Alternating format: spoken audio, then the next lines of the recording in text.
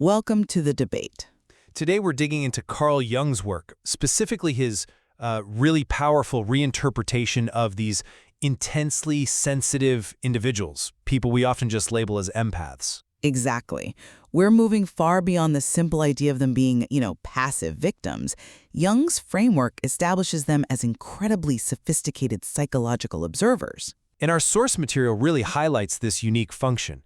It notes these people act as emotional shock absorbers for their environments. They have this hyper-observant pattern recognition that in testing achieved an astonishing 97% accuracy. Right, but despite this high function, they are almost perpetually targeted as scapegoats. And this is due to these toxic mechanics of shadow projection and even what the material calls collective possession. It is, yeah, a very compelling framework.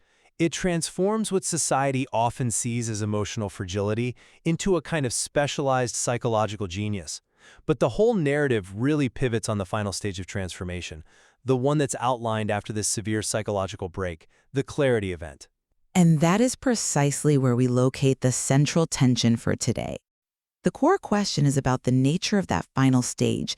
There's a shift toward what the material calls selective empathy. So is this evolution a necessary psychological development toward true mastery, wholeness, self-actualization? Or does it fundamentally represent a functional compromise, a protective mechanism that sacrifices the core, universal, compassionate role that made their insights so deep and valuable in the first place? I'm going to argue that transformation is absolutely the necessary path toward genuine mastery and psychological completeness. Anything less is just self-immolation. And I'll be arguing that while the change is mandatory for survival, defining it as mastery is, well, it's a bit generous. It is ultimately a limited state, a compromise achieved through protective detachment, which sacrifices the empath's unique universal function. I hold that the transformation from being a universal emotional caretaker to becoming a selective empath is the only route to psychological completeness and, frankly, to necessary evolutionary self-protection. We have to properly contextualize the initial state here. The source material is very clear.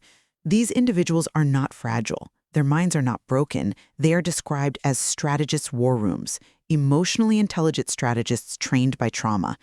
This level of hypercompetence, this surgical precision in analyzing human emotion and discerning reality, it cannot be deployed universally in a toxic environment with massive consequence. Remaining a universal emotional shock absorber leads only to profound manipulation, to gaslighting, and a complete breakdown under the crushing weight of collective delusion and collective possession. And just to clarify those terms, collective possession is when an entire group shares a distorted reality, often driven by fear or, unintegrated rage. The empath, by simply reflecting that truth back, becomes the target of massive shadow projection, the externalization of the group's unacknowledged negative traits. The risk of sustained attack when you're holding up that mirror is simply too high. So the post-transformation state, where one is defined as psychologically complete and cannot be manipulated, that is the realization of their innate power, and it's defined explicitly by Jung as the beginning of mastery. It's the integration of strength into sensitivity. Okay, that's a powerful argument, and it's one that's focused heavily on self-preservation and the integration of self-defense. But I'm going to argue that while it's strategically necessary, the shift to selective empathy fundamentally sacrifices the unique value of the empath. The resulting state, in my view, is a limited form of mastery achieved only through calculated detachment. Let's look at the initial function. We agree their initial value was in absorbing, processing, and integrating dysfunction for their environment. They were, for better or worse, highly integrated into the total human experience. By abandoning this universal, open function for the sake of selective application, well, they arguably become less integrated with the world, not more complete. The initial state was powerful precisely because of its openness, its universality. When we really examine the term selective empath, we see that protection is prioritized over boundless insight. While the transformation lets them stop offering compassion where it's not deserved, this self-imposed boundary might actually limit the depth of engagement required for true psychological insight. That 97% accuracy was earned through complete, open immersion. Now the insight risks turning into merely clinical precision. A powerful diagnostic tool, yes, but one that's severed from profound, universal human connection. The material itself states that withdrawal is the only protection. To me, this suggests a failure to master the environment's dynamics, resulting in defensive isolation rather than the future of psychological evolution. I see why you'd foreground the perceived reduction of scope, focusing on the loss of universal immersion. But let me challenge your definition of psychological completeness in this context. Psychological completeness, for this individual, is fundamentally defined by being no longer able to be manipulated or gaslit. The decades of trauma they endured resulted from suppressing their own truth for the sake of maintaining a false harmony. The shift to selective empathy allows them to use their profound insight strategically rather than being constantly paralyzed by the internalized guilt and shame they felt for simply seeing the truth that others refuse to acknowledge.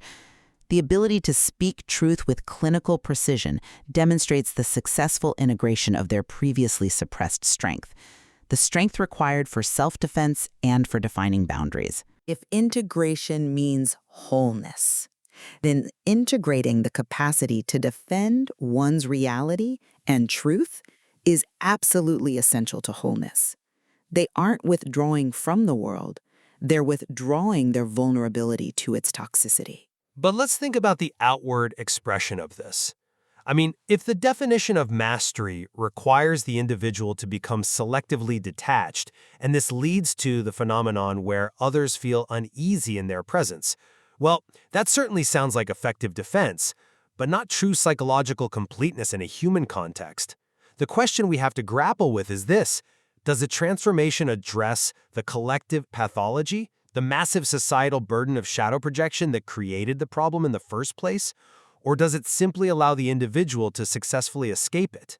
If Jung himself warned that withdrawal is the only protection when you're confronted by the 5 warning signs of dangerous projection, doesn't that statement itself just highlight the limits of the individual's power against collective possession? True completeness, the highest form of self-actualization, should imply the ability to exist within the world, leveraging their vision without needing constant defensive isolation from its toxicity. That's a critical distinction, addressing pathology versus escaping it.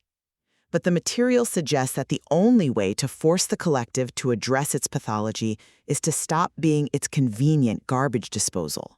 If the mirror, the empath, stops absorbing the shadows, those shadows have nowhere to go but back onto the group that cast them. Possibly. Let's pivot and focus squarely on the utility of that insight. You mentioned that the initial state's power came from hyper-observant pattern recognition that reached up to 97% accuracy. We agree that this level of accuracy implies a vast universal intake of data. Right. So doesn't the strategic and selective application of that insight fundamentally diminish its scope and therefore potentially that accuracy? The original premise was universal observation. The new premise is limited engagement based purely on risk assessment. That's a compelling argument for survival, sure, but have you considered that it fundamentally restricts the visionary role Jung assigned to them, a role which intrinsically requires absorbing the full spectrum of reality, even the painful parts? That's an interesting point, though I would frame it differently. The universal intake was also the mechanism of self-destruction. Universal compassion, when applied to a dysfunctional system defined by dangerous projection, is not virtue, it's suicide. Our source material is specific about identifying systems defined by those 5 signs, things like absolute certainty about others' motives, immunity to contradictory evidence, and a rigid refusal to introspect. Applying universal compassion in that environment means guaranteeing you will be destroyed. Strategic use means their insight is applied precisely to expose lies and manipulations factually, fulfilling the role of the seer without necessarily becoming the scapegoat. This is not limitation. This is necessary refinement. They are trading broad, damaging absorption for targeted functional influence. They are focusing the laser of their 97% accurate insight only where it can enact positive change without being extinguished by the collective shadow. They move from being a victim of information to a strategist with information. I understand the necessity of that move, but I question the cost to the data stream itself. When you consciously implement that distance, the selectivity, are you not muting the signal? The deep informational channel that provided 97% accuracy was based on a kind of emotional permeability.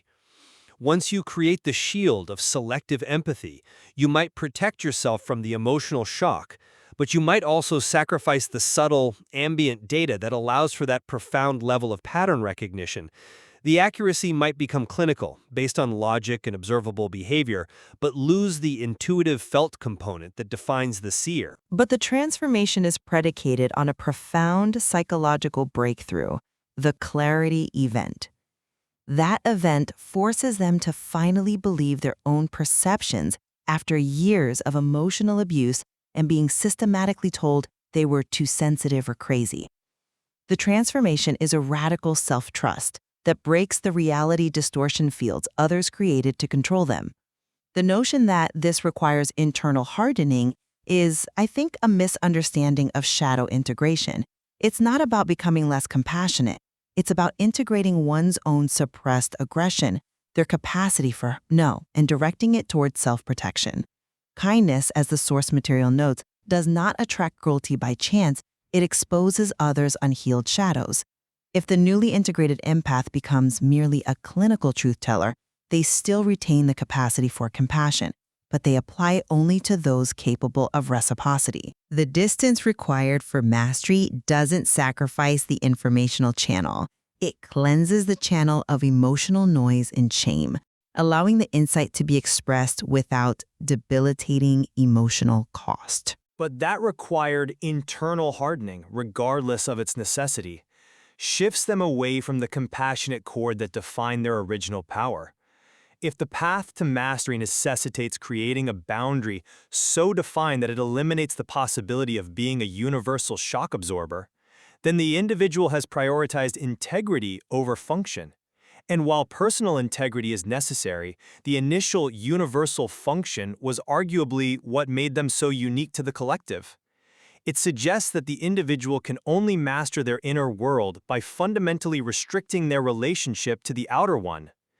This selective existence may guarantee survival, but does it fulfill the highest promise of integration, which is supposed to be full engagement with life? The distinction at the end of the day is between innocence and mastery. The pre-transformation empath was innocent, but fundamentally self-destructive. The post-transformation empath is protective and effective. The movement from absorbing dysfunction indiscriminately to using that insight strategically represents a profound psychological evolution. The end of innocence, the definitive shedding of the self-sacrificing universal caretaking role, is a necessary prerequisite for the beginning of mastery. It ensures the individual contributes their valuable insight to the future of psychological evolution without being constantly sacrificed to the shadow of the collective, thereby rendering their gifts useless through burnout and destruction. Mastery means having the strength to choose where to deploy one's gifts, not the obligation to dispense them everywhere. I acknowledge the critical necessity of self-protection against collective possession and the psychological violence of gaslighting. Survival demands strategic withdrawal and the application of selective empathy. However, I have to conclude that defining mastery by the limits one must impose, the necessity of withdrawal and selectivity, suggests a powerful individual constrained by a flawed world, rather than a fully complete psychological state that can engage without damage. The resulting state is a very strong shield, capable of great clinical precision, but perhaps not the unconstrained psychological evolution we might ultimately hope for. The mastery is defensive, not complete. State fulfills the highest potential of their innate psychological genius, or if it's merely a necessary retreat. Precisely. It is the cost of that necessary distance, the question of whether the shield diminishes the very vision it protects, that really defines our disagreement today. Jung's framework certainly compels us to examine the complex relationship between personal integrity and the demands of the collective, forcing us to assess the true cost and meaning of psychological transformation when the environment is actively hostile to clarity. The question of whether true psychological evolution requires detachment remains open. So if I say the word empath, what's the first image that comes to your mind? For most people, I think it's someone fragile. Right. Someone who's maybe a little overwhelmed, easily knocked off balance by the world. Exactly. The person who feels everything so deeply they have to retreat and, shield themselves just to get through the day. Sure. They're often seen as, well, the victim. Yeah, that's the cliche, isn't it? The person who just absorbs all this chaos and then has to spend days recovering. And that image, it does capture a real part of the experience, the pain of it, Mm-hmm. but it's also a profound psychological misreading of what's actually happening. How so? Well, it focuses entirely on the feeling of being overwhelmed, the exhaustion. It completely misses what the mind is doing during that process. It sees the result, which is the pain, but not the cognitive process itself, which is actually analysis. Okay, so we're tearing up that script today. We have to. We are doing a deep dive into a perspective from Carl Jung that is, honestly, it's not just radical, it's almost terrifyingly powerful. He saw these individuals not as passive victims at all. He saw them as, and this is his term, psychological geniuses. People whose incredible sensitivity was actually a highly advanced skill set, a skill set forged in the fire of trauma. And the material we're drawing on for this, it comes from The Scapegoat's Vision, Jung on Empathic Mastery. We're really trying to get past the pop psychology version of this. Right. We want to look at the actual Jungian architecture. So we'll be connecting these huge concepts, the shadow, projection, integration, and applying them directly to what it's like to be that hypersensitive person in a really dysfunctional environment. So our mission for you today is this. We're going to basically x-ray the concept of sensitivity. We want to show you the hidden cognitive power that's operating just beneath the surface. That almost military-grade observation skill. Exactly. And we're going to explore why that very power, that clarity, so often attracts hostility and attack, and how that dynamic forces the empath into the role of the scapegoat. And crucially, we're going to give you some psychological self-defense tools. Jung identified 5 very specific warning signs of dangerous manipulation. And we'll walk you through each one. The goal here is to chart a path from, feeling broken to a place of what Jung would call undeniable psychological mastery. This is all about understanding that the greatest strengths are often built in silence, under the most intense pressure. So let's get into it. All right, let's start where the pain begins, with that role we all recognize. Jung's first big insight was that sensitive, compassionate people almost automatically become emotional shock absorbers for their environment. That analogy is just perfect, isn't it? So, yeah. A shock absorber is designed to take the hit so the rest of the machine doesn't fall apart. And these people are actively taking in all the disruptive energy. They're trying to regulate the dysfunction of everyone around them. And think about the sheer volume of what we're talking about. Wow. This isn't just, dealing with someone's bad mood for an afternoon. No, this is chronic, Sure. sustained. Exactly. It's growing up with a parent who's an active alcoholic. It's being in a relationship with a partner who has narcissistic traits that dictate every single interaction. Or even in a workplace, a toxic office where everyone's walking on eggshells. Yes.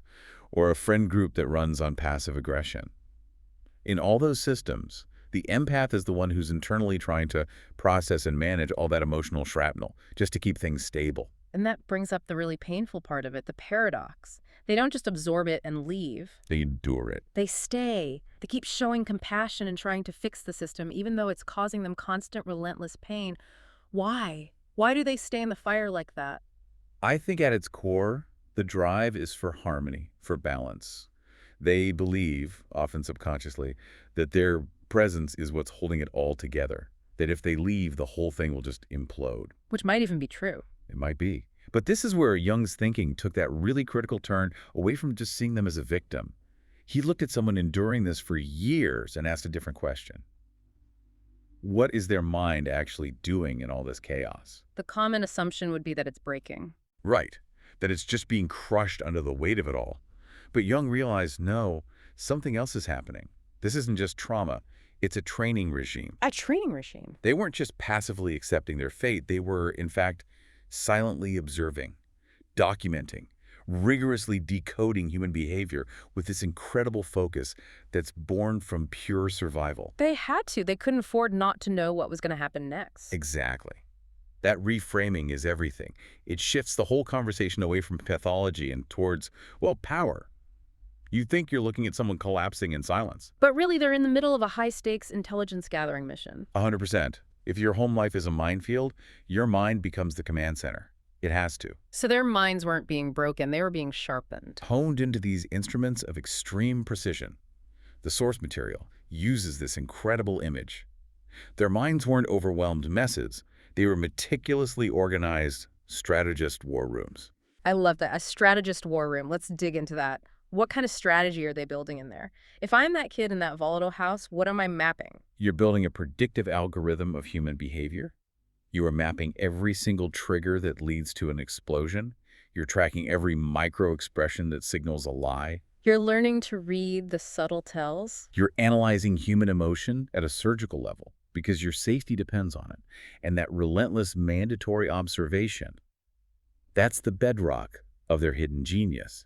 It's what leads to the kind of results that Jung started to see in his clinical work. Okay, so let's make that transition. We're moving from the suffering, the shock absorber, to this almost unbelievable cognitive skill that was forged in that suffering. Right, because if their minds are these war rooms, then the enemy they're strategizing against is human dishonesty. It's hidden pain. It's the gap between what people say and what they actually mean. And you mentioned this isn't just a theory. Jung actually tested this. He did. He took these patients, the ones who had been dismissed their whole lives as neurotic or just too sensitive, and he formally studied their perceptive abilities. The results were, frankly, astonishing. What were they testing, specifically? Their ability to accurately identify the hidden stuff, the core traumas in other people, their deepest insecurities, their suppressed motives, all the shadow material. And the results. The findings showed that their accuracy in making these assessments reached, and in some cases even exceeded, up to 97%. 97%. Let's just sit with that for a second. It's staggering. That is not intuition in some vague mystical sense. That's not a lucky guess.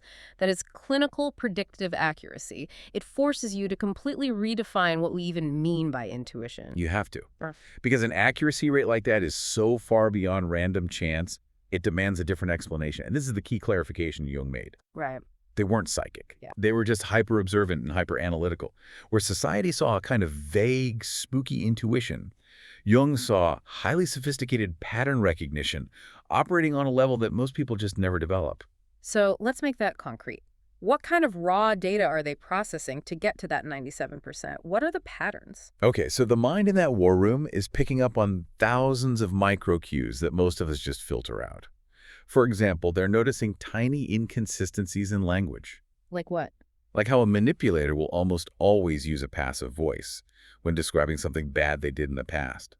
So when to distance themselves from responsibility, the empath's brain flags that instantly. What else? Micro-expressions. That flicker of contempt that flashes across someone's face for a split second before their social mask is back in place. They see it, they document it, they add it to the file. It's like their brain is this super scanner correlating all these tiny, disparate data points, posture, pupil dilation, tone of voice, and checking them against this detailed behavioral map they've built for every person in their environment.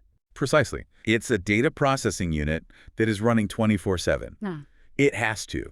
I mean, if knowing that a certain twitch in your mother's eye means your father is about to get angry gives you a 10-second head start to get out of the room. You train your brain to never, ever miss that twitch again. You train it to be the most important piece of data in the world. They build these incredibly detailed predictive maps of triggers, fears, and motives. It's all about anticipating and mitigating emotional danger. But this is where the profound tragedy of it all comes in. This genius, this skill, it was developed in hell, and when they tried to use it, when they brought that clarity out into the world, Society didn't celebrate it. it punished it. Systematically. When they dared to voice their perception, I don't trust him, or something feels really wrong here, what happened? They were dismissed, Yeah. labeled. They were told they were being too sensitive, Dramatic. making things up. Or the worst one, that they were crazy. And that punishment, that constant invalidation, it creates this devastating internal effect, doesn't it? It does. They learn, usually very young, that their accurate perception is a threat to the dysfunctional system. And if it's a threat to the system, it becomes a threat to their own survival within that system. So they silence the strategist. They push it down.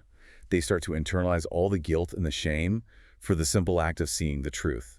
They're made to believe that their gift, their 97% accuracy, is actually the problem, not the dysfunction they're pointing to. It's the ultimate irony. The clearer your vision, the more pressure you feel to blind yourself. It leads to decades of self-doubt. Which brings us right to the mechanism of why. Why does this clarity attract so much hostility? And to understand that, we have to talk about one of Jung's biggest and most challenging ideas, the shadow. Right. And we need to be clear, the shadow isn't just, evil stuff. Not at all. It's everything about ourselves that we've repressed. Yeah. The parts we find unacceptable. It's our unacknowledged rage, our secret insecurities, our hidden shame. It's all the stuff we push down into the basement of our personality because we don't want to admit it's part of us. Okay, so I'm walking around with all this stuff in my unconscious basement. An empath, one of these hyper-observant people, walks into my life. What happens? They become a mirror, an accidental but highly accurate mirror for all that material you've repressed. Even if they don't say a word. Especially if they don't say a word. Just their presence, their kindness, their relative psychological clarity, it stands in such stark contrast to the projector's internal chaos that it reflects the shadow back at them. And that creates a terrifying, deeply unstable dynamic for the person with the unintegrated shadow. What happens when that unconscious shadow sees its own reflection? This is where we can quote Jung's principle almost directly, because he identified this as the core conflict in all psychological abuse. He said, when someone with clear perception reflects another person's shadow back to them, the unconscious mind has only two choices: integrate the shadow or attack the mirror. That's a stark choice. It's brutal. Face the painful truth about yourself or destroy the person who showed it to you. And, based on all of human history and clinical psychology, what's the default choice for most people when they're suddenly faced with their own darkness? They attack the mirror. Overwhelmingly, they choose to attack the mirror. Why is that the easier path? It seems so destructive. Because integration takes a colossal amount of psychic energy. It requires humility. It requires you to admit you were wrong.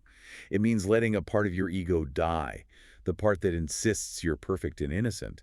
Attacking the mirror, on the other hand, It's instant relief. it's an immediate defense mechanism. It releases all that tension, it deflects all the responsibility, and it lets you keep living in the comfortable illusion of your own righteousness while you project all that discomfort and pain onto someone else. And this right here, this is the mechanism that explains how the kindest, most perceptive person in a family or an office becomes the scapegoat.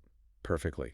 Their very presence exposes the hidden lies, the unspoken tensions. They don't even have to say anything. Their clarity creates an unbearable psychological pressure in a dishonest system. So the group, or the main manipulator, starts to unconsciously target them. They blame the empath for the problems the empath is only observing. And that is the scapegoat phenomenon in its purest form. They become the designated container for everyone else's bad conscience. The seer gets sacrificed. Exactly. The group projects all of its unresolved guilt, its envy, its cruelty onto this one person.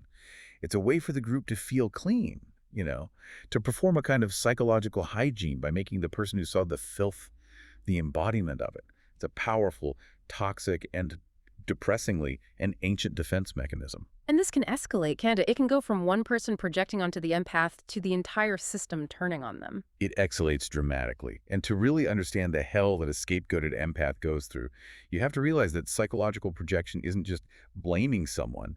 It's a complete cognitive rewrite of reality. Let's unpack that. The science of distortion. If someone is projecting their own lies or their own anger onto an empath, what is happening in the projector's brain? Do they know on some level that they're the one who's lying? And this is the point that I think can save an empath from a lifetime of self-doubt. In most cases of severe projection, the answer is no. They don't know they're lying. They actually believe it. Their brain doesn't just rationalize the projection. It literally rewires its perception of reality to support it. They genuinely, with every fiber of their being, believe the false narrative they've created about the target. They are living inside a manufactured truth. They inhabit the deception. 100%. Yeah. Jung called the result of this operating within reality distortion fields.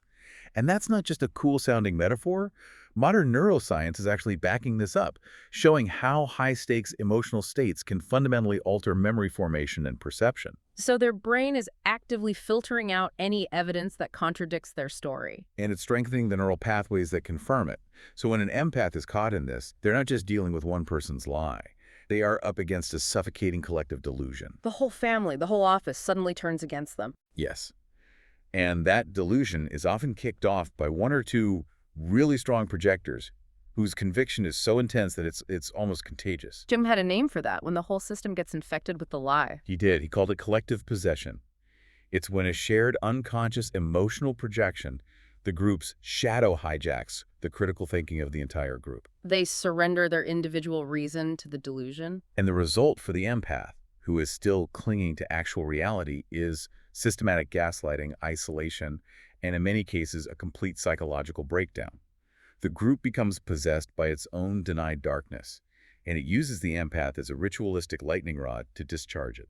This is where we have to pivot to practical application. For anyone listening who is hearing this and seeing flashes of their own life, a boss, a family dynamic, how do you tell the difference between a normal, difficult disagreement and this truly dangerous shadow projection you're describing? This is absolutely critical for psychological survival.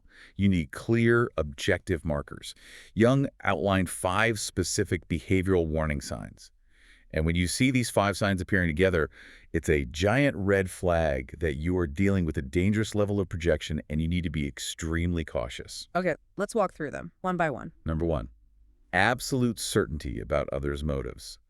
The projector doesn't just disagree with you. They claim to know your secret inner thoughts and malicious intentions. So they're not saying, when you did that, it made me feel hurt? No, they're making an indictment. They're saying, I know you did that because you wanted to destroy me, or you are secretly jealous of me and you're trying to sabotage my happiness. They're claiming to be an expert on your internal moral state. Why is that such a giveaway? Because it's impossible. And it perfectly mirrors the internal process of projection. When I project my own malicious intent onto you, I experience it with the force of absolute certainty. A healthy person says, I feel like, or I wonder if. The projector says, I know. Okay, what's number 2? Immunity to contradictory evidence. If you challenge their story with cold, hard facts, emails, texts, eyewitnesses, anything that proves them wrong, they don't just disagree. They refuse to even consider it. So the proof doesn't matter. It's completely irrelevant to them. They'll pivot. They'll say the evidence was faked or that the witness is lying too. Their brain is not wired to accept data that would force their reality distortion field to collapse. To accept the evidence would mean facing their own shadow, and that's the very thing they're running from. This is why arguing with them is so exhausting, isn't it? You're trying to inject reality into a closed system that's designed to repel it. You're arguing that 2 + 2 = 4 with someone whose entire psychological survival depends on the answer being purple. You cannot win that argument. Okay, number 3. Disproportionate emotional intensity. The projector's reaction is consistently wildly out of proportion to the actual event. Like, you forget to buy milk, and they react with the level of rage and betrayal appropriate for discovering a decade-long affair. Exactly. The size of the emotional explosion tells you where the energy is really coming from. It's not about the milk. It's about 20 years of repressed shame or failure that has finally found a safe target. The reaction is disproportionate to the incident, but it's perfectly proportionate to the size of their shadow. Number 4, consistent victim narratives. No matter what happens, no matter what they've done, they are always, always the wronged party. Always. They have zero capacity for personal responsibility. If they screamed at you, it's because you made them do it. If you got fired, it was a conspiracy. This perpetual victimhood is essential for maintaining their delusion of innocence.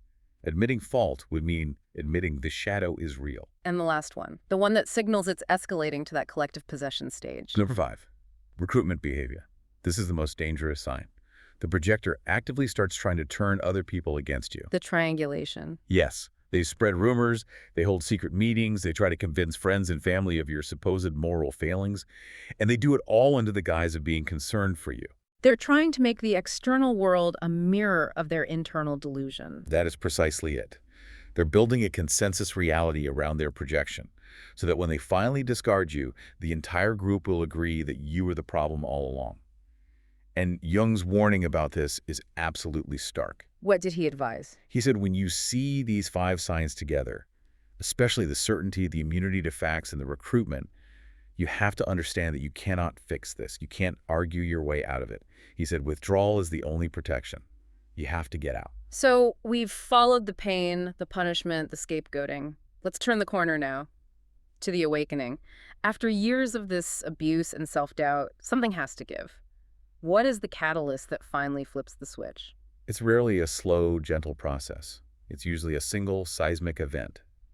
Jung called it the clarity event. It's this sudden, visceral, undeniable moment where the manufactured reality they've been fighting against just shatters. And what usually triggers it? Almost always, it's a profound and undeniable act of betrayal. And crucially, it's usually by someone the empath trusted completely. Why is betrayal the key that unlocks it? Because the empath's whole coping mechanism has been to give the abuser the benefit of the doubt, to absorb the pain, to save the relationship. The betrayal has to be so blatant, so unequivocally cruel, that it finally forces the empath to make a choice.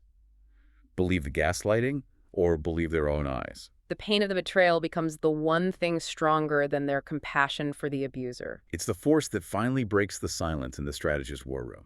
The internal narrative shifts from, I must be the problem, to the absolute certainty of, they are the problem, and I've always known it. And what's the emotional reaction in that moment? Is it just rage and grief? That's what you'd expect, right? An explosion. But what Jung observed is that often the empath becomes eerily calm.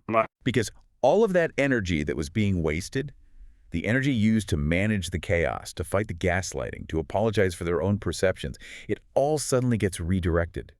It's not flowing outward anymore. It's channeled inward. It solidifies into self-knowledge. They stop trying to prove their reality to someone else. They just inhabit their own. They stop apologizing for their sensitivity, and they start using their 97% accurate insight strategically. What does that look like? How does their communication change? They disengage from the emotional drama. A manipulator wants an emotional fight. That's the food they live on. The integrated empath stops giving it to them. So what do they do instead? They start speaking with clinical precision. They use facts. They expose the lies and manipulations, not to be cruel, but simply to establish what is real. So it's not about revenge. Not at all. It's about clarity. It's the strategist in the war room finally going on the offensive, not with bombs, but with undeniable truth. That is the perfect way to put it. Jung defined it as clarity, not retribution. And this process, this act of reclaiming their voice, their perception, their strength, this is what leads to the ultimate goal: shadow integration. Let's define that for the empath, because it sounds a little like they're just becoming like their abuser, taking on their darkness. It's the opposite. It's not about taking on someone else's darkness. It's about reclaiming the powerful parts of yourself that you were taught to suppress. What parts are those for the empath? Their silenced intuition, their righteous anger, their capacity for judgment, and most importantly, the healthy constructive aggression that's required to set and enforce a boundary. The power to say no and mean it. The strength to walk away and not look back. So they're not adopting cruelty, they're adopting competence. The competence of self-preservation. Exactly. They're integrating the strength to be a mountain instead of a sponge. And the result of that, Jung says, is that they become psychologically complete. They're no longer operating at half power, dragged down by self-doubt. And they can't be manipulated or gaslit anymore. How could they be? Their sense of self is now built on a foundation of years of painful, accurate observation that they have finally allowed themselves to accept as truth. That knowledge is unshakable. They've taken the very thing that was used against them, their sensitivity, and turned it into their greatest weapon: strategic insight. So what does life look like after this? After the clarity event, after the integration? How does their day-to-day behavior actually change? They can't just go back to being that universal shock absorber. No, that door is closed forever.